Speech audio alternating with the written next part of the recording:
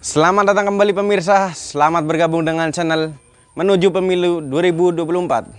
Bersama saya Putut Al-Huda, dalam beberapa menit ke depan saya akan membawakan berita terhangat terupdate di hari ini, yaitu politik dan artis. Silahkan tonton video ini sampai selesai agar tidak gagal paham. Salam waras, salam NKRI. Maki minta SBY dan AHY imbau Lukas NMB penuhi panggilan KPK.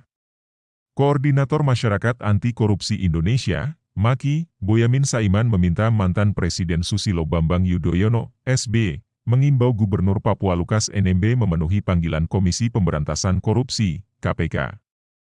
Ia juga meminta hal yang sama dilakukan putra SBY, Agus Harimurti Yudhoyono, AHY. Boyamin menilai, imbauan itu perlu disampaikan SBY dan AHY lantaran menjadi Ketua Pembina dan Ketua Umum Partai Demokrat.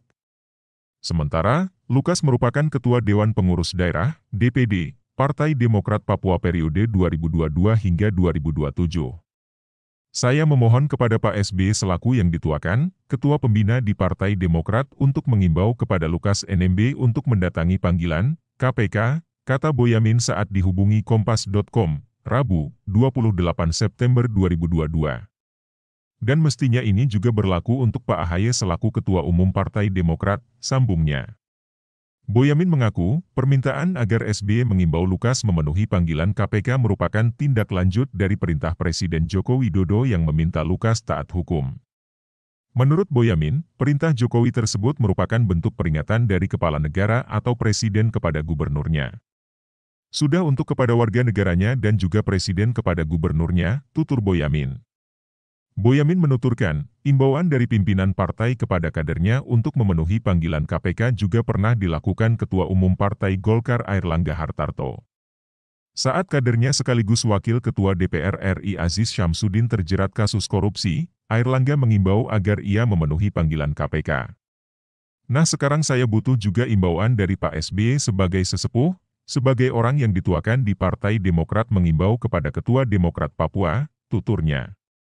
Menurut Boyamin, permintaannya merupakan satu hal yang wajar agar perkara dugaan korupsi Lukas segera diproses hukum. Dengan demikian, rakyat Papua bisa mendapatkan kepastian hukum atas gubernur mereka.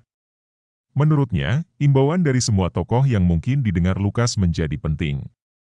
Hal ini perlu dilakukan terlepas Lukas benar-benar sakit atau tidak. Kalau sakit memang harus diberikan kesempatan berobat sampai sembuh sampai sehat, ujar Boyamin. Sebelumnya, KPK menetapkan Lukas sebagai tersangka kasus dugaan korupsi suap dan gratifikasi terkait proyek yang bersumber dari APBD Provinsi Papua. Lukas dijadwalkan menjalani pemeriksaan pada 12 September di Polda Papua namun ia absen dengan alasan kesehatan. KPK kemudian menjadwalkan Lukas kembali diperiksa pada 26 September di Jakarta. Namun, lagi-lagi Lukas tidak hadir dengan alasan kesehatan.